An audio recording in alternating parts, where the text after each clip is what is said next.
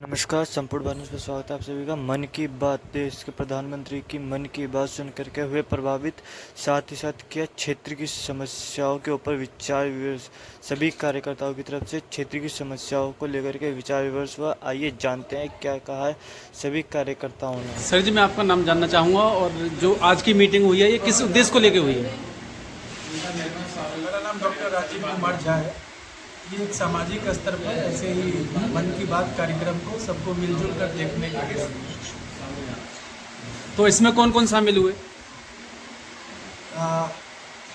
जो यहाँ के जिनका ये घर है तो उनके आमंत्रण पे मुझे लगता है कि एमएलए जिनको इन्होंने आमंत्रित किया था, इसमें एक मैं भी हूँ, एमएलए साहब भी आए थे, जो यहाँ के जो प्रमुख लोग हैं, हाँ वो सारे लोग यहाँ उपस्थित थे, आसपास के रहने वाले लोग। ये आपका नाम जानना चाहेंगे? मैं मंडल राज कुलदीप नरवाल और हमारा बूथों में प्रवास चल रहा है जी। मन की बात के कार्यक्रम के बाद एक बूथों का प्रवास का कार्यक्रम करने के लिए हर बूथ जाना है, पार्टी का निर्देश है। उसी को मैं अपने शक्ति केंद्र प्रमुख शर्मा जी के यहाँ आया। तो इस मीटिंग को लेकर जो आज मन की बात हुई है, इससे लगता है आपको कुछ प्रभाव पड़ेगा समाज? मन की बात पार्टी का एक कार्यक्रम है जिसमें मोदी जी अलग अलग विषय और बिंदुओं को हर बार छूते हैं। ऐसे ऐसे लोगों की जानकारी देते हैं जो कभी समाज में नज़र नहीं आते, जिनके कार्य बहुत बड़े होते हैं लेकिन लोगों को दिखाई नहीं देते। और इसी बहाने लोगों का एक जुड़ाव है और बैठना है, मतलब जो हर महीने हो जाता है, जो लोगों का कहीं ना कहीं खत्म होता जाता है। जैसे आपके एमएलए साहब आए, एमएलए साहब ने कुछ जानकारी दी आपको इस बारे को लेकर? सभी जानकारी देते हैं, जो हम पूछते हैं सभी जानकारी देते हैं। क्या क्या जानकारी दी? एरिया के बारे में, अपने स्कूल के बारे में, अपने यहाँ पीएनजी आने वाली है, कैमरे लगवाने हैं, हमने सारी बातों को बताया। कौन आएंगे, क्या आएंगे, सिर्फ मेरा एक उद्देश्य था, यहाँ पे अपने जो मेन कार्यकर्ता है उनके साथ बैठ लेंगे, सुख और दुख की चिंता करेंगे, बस इतना ही था मेरा उद्देश्य। और लेकिन मैं आप सब लोगों से एक ही निवेदन करना चाहूँ, ऐसे व्यक्ति को सपोर्ट करना है। मैं आज आपको बताना चाहता हूँ, मैं मान लिया हमने स्कूल के अंदर एसएमसी का मेंबर है, ये भी बोनसी लिस्ट का काम करता है, इसको भी बोलते हैं भाई बच्चों का एडमिशन करा दो, ये करा दो, प्रिंसिपल साहब से मिल लो। लेकिन ये कब मजबूत होगा? जब आप सब लोग इनका सहयोग करेंगे। और ये सहयोग नहीं, सीधा अपने प्रिंसिपल साहब का सहयोग करेंगे। ये हमारे परिवार और आपके यहाँ जो अभी वाइस प्रिंसिपल आई ना, वो भी मेरे ख्याल यूपीएससी टॉप है, मुझे वो भी किसी ने बताया। तो ऐसे लोग जब यहाँ है, ये सौभाग्यशाली है। और मेरे को ये लगता है कि इस एरिया के दिन आ गए, अच्छे दिनों की शुरुआत हो गई है। और अच्छे दिनों की शुरुआत किसी के चरण ऐसे पड़ जाएं तो वो रिजल्ट देखने को मिल रहे हैं, जो रिजल्ट आपके यहाँ, जो पीड़ा आपने बताई, क्योंकि ये इधर सभापुर से आया, इधर से ये हिस्ट्री वगैरह से तो मैं सब जानता हूँ। लेकिन हम आपको विश्वास दिलाते हैं कि हमारा भी यहाँ आने का उद्देश्य ये था, अपने 5, 7, 10, 20 भाइयों के साथ बैठ लें और बैठ करके फिर आगे चले जाएं। कि प्रत्येक घरों के अंदर गैस से लोगों को चूल्हा वगैरह जो जलाना हो वो उससे वो जला सकते हैं, ये हमारी योजना है। मेरा कहना ये है, यदि अच्छा आदमी आता है, बहुत से ऐसे लोग हैं वो उनके मन के अंदर आज भी ज्वलंस की भावना है। आखिर यहाँ पे प्रिंसिपल साहब आए, उन्होंने इस व्यवस्था को क्यों ठीक किया, ऐसा व्यक्ति यहाँ नहीं आना चाहिए, यहाँ तो हमारी दादागिरी चलनी चाहिए। तो ये बहुत कुछ है राणा साहब, बहुत दिक्कतें हैं। और जब मैं उन बातों को सुनता हूँ ना, मेरा मन बड़ा विचलित होता है। और कई बार तो मैं खुद जा कर के लोगों को कहता हूँ, अच्छे व्यक्ति की यहाँ आवश्यकता नहीं है। यहाँ लोग डेवलपमेंट नहीं चाहते, कैसे भी डेवलपमेंट हो यहाँ लोग नहीं चाहते। मान लिया यहाँ विद्यालय अच्छा बन गया, उनकी सोच पॉजिटिव है कि बाहर के बच्चों को नहीं, फर्स्ट एडमिशन इसी के इर्द गिर्द के लोगों का होना चाहिए। ये किसी की क्या सोच है? कभी हमने ऐसा इस प्रकार से जो लोग है पैसा दे करके उनका आधार कार्ड बना देते थे और बाहर के बच्चे यहाँ आकर के गुंडागर्दी करते थे। तो जब अपने बीच का आदमी आएगा तो वो तभी तो इस प्रकार की योजनाओं को बनाएगा।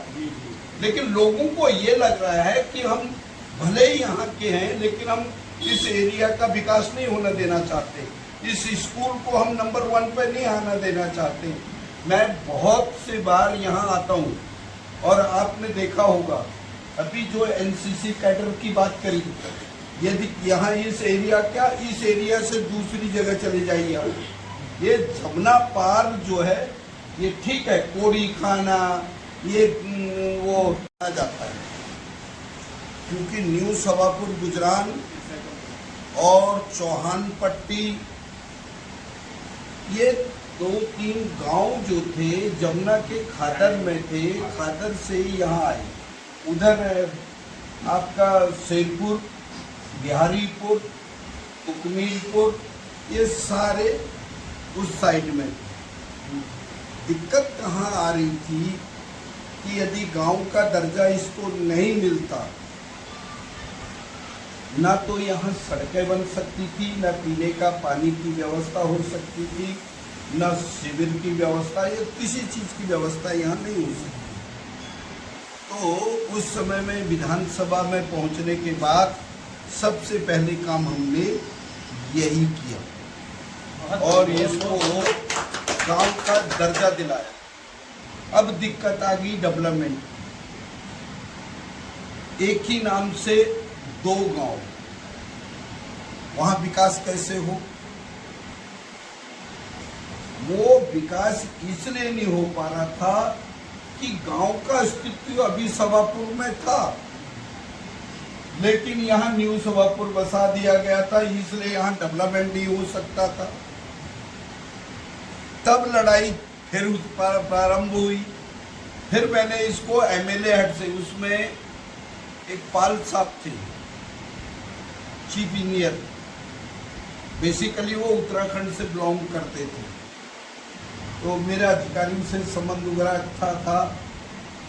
उस समय में एमएलए हेड से इस एरिया के अंदर वो डेवलपमेंट का कार्य हमने तब चालू किया। फिर बिजली, इलेक्ट्रिसिटी वगैरह का सारा काम चालू हुआ, बहुत सी ऐसी चीज़ें हैं। लेकिन जो आप कह रहे हैं कि गड्ढा ये वो, अब वो धीरे धीरे जैसे भाई साहब ने कहा तो तुरंत उसको जिस हिसाब से उन्होंने बोला वो उसको कर लीजिए, वो है। लेकिन माता पिता हैं जो कुछ मजदूर वर्ग हैं, बाहर से आए हैं, लिखना पढ़ना नहीं जानते, उनके लिए हम एक उल्लास नाम से कार्यक्रम शुरू कर रहे हैं, उनको साक्षर शिक्षित कर रहे हैं। आपके नज़र में अगर कोई ऐसे पेरेंट्स वगैरह आते हैं बच्चों के जो कि लिखना पढ़ना नहीं जानते, तो उनको आप हमारे स्कूल में भेजिए और वो क्या जानना है, मन के अंदर एक जिज्ञासा हुई, अभिलाषा हुई कि आज धर्मवीर जी के साथ बैठा जाए। और मेरा कोई आने का यहाँ कोई कार्यक्रम तो नहीं था,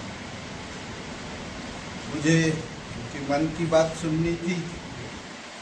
अभी पिछले हफ्ते भाई साहब ने मुझे कहा तो वो मेरे मन में क्लिक कर गया, और क्लिक करने के बाद वो मुझे याद था। आज सुबह मैंने फ़ोन लगाया, मैंने कहा क्या कर रहे हो? उन्होंने कहा मन की बात में ऐसे एक जगह देखने जा रहा हूँ। प्रोग्राम रखा था तो कार्यक्रम हमने वहाँ रखा है। मैंने कहा मैं आपके घर पर आना चाहता हूँ, और इस कार्यक्रम को तुरंत भाई साहब ने यहाँ बनवाया, उसके लिए तो मैं उनका आभार प्रकट करता हूँ। दूसरी बात, हमारे यहाँ जब से हमारे झा साहब यहाँ प्रधानाचार्य आए, मुँह के सामने किसी की बड़ाई न, पीछे से बड़ाई हो।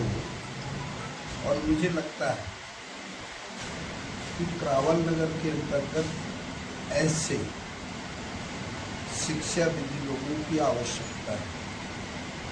और मैं आदमी से ज़्यादा उन्हीं में घुलना मिलना ये मेरा ज़्यादा स्वभाव नहीं है। मैं एक बार आदमी को देखता हूँ और मेरे मन के अंदर जब क्लिक हो गया तो वो भले ही मेरे साथ कुछ मर्जी करे, लेकिन मैं उस पर विश्वास करता हूँ। और विश्वास ही नहीं, ये चीजें अंतरात्मा से, दिल से, यदि हम किसी व्यक्ति के साथ मिलते हैं तो दिल से मिलते हैं। लोग जो है वो दिल से नहीं, वो उसको दूसरी तरफ से देते हैं। लेकिन जब से आप आए, मैंने बहुत प्रधानाचार्य यहाँ देखे, बहुत मैं पहली बार यहाँ विधायक बन करके आया, बड़ा लंबा संघर्ष और अनुभव रहा।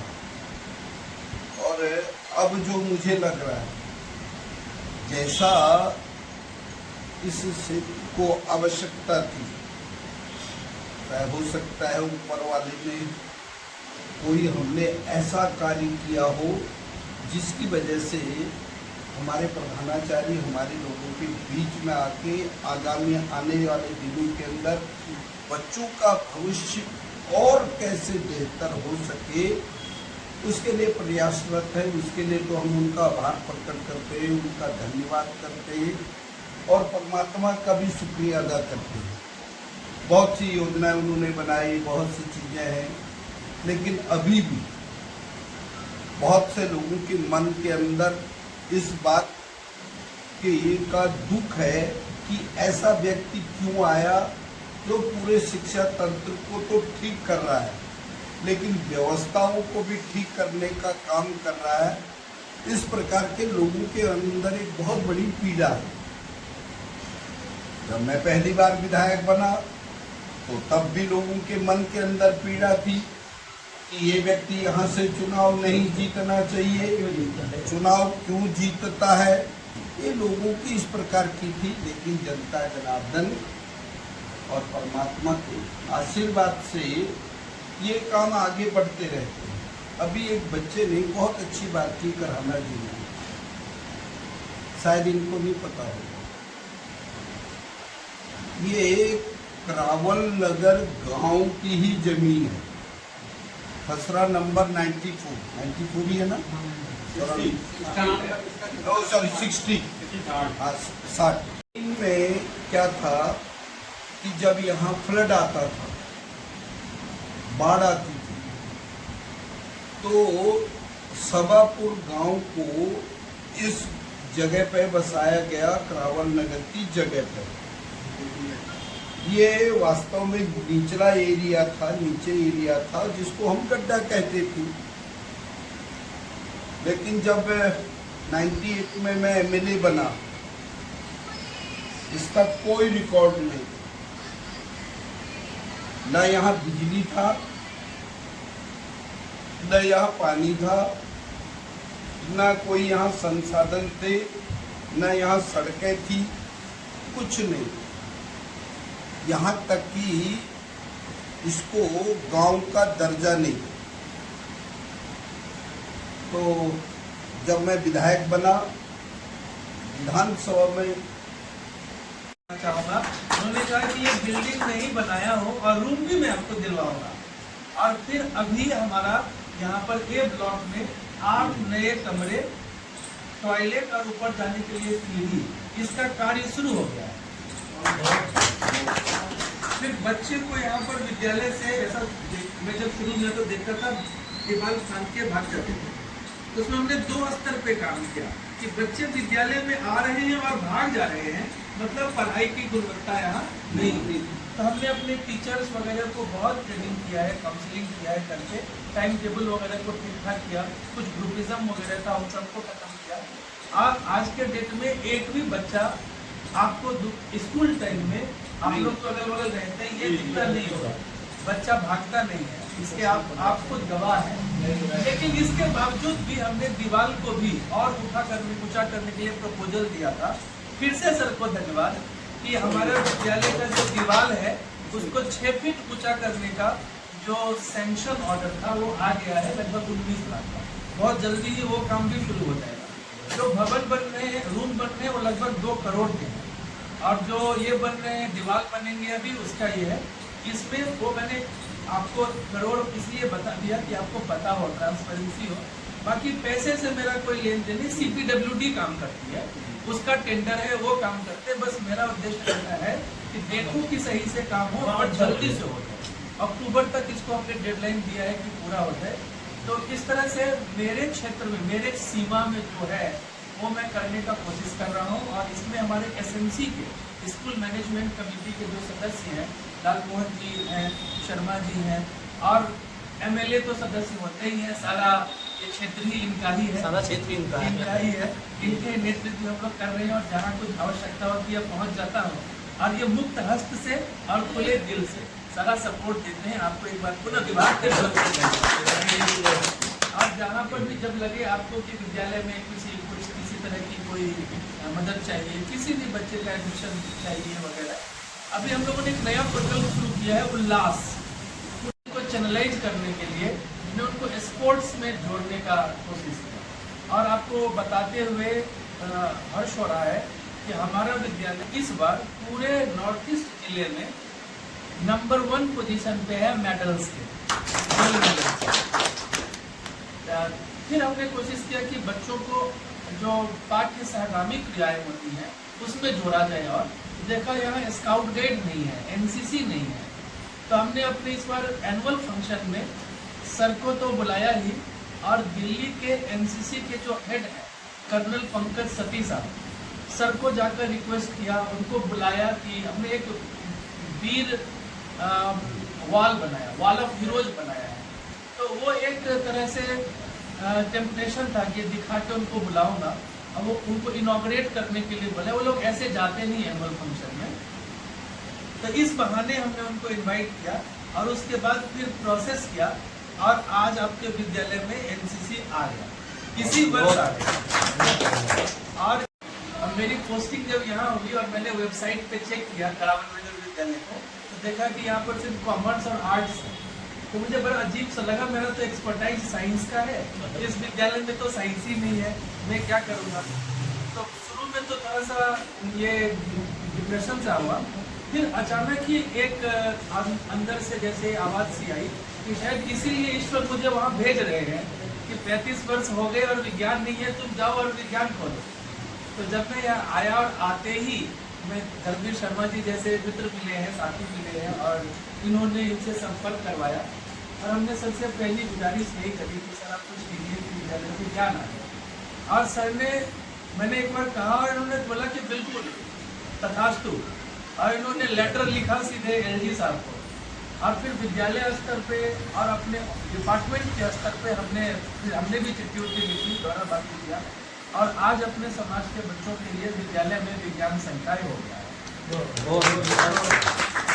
हमने ये भी प्रयास किया कि जो प्रथम पाली की प्राचार्य हैं उनसे भी कहा कि लड़कियों के लिए भी हो जाए, पर थोड़ा सा कुछ शिथिलता रहा। इस वर्ष मैं, अब तो रास्ता मुझे पता हो गया है कि कैसे खुलवाना है, तो इस बार मैं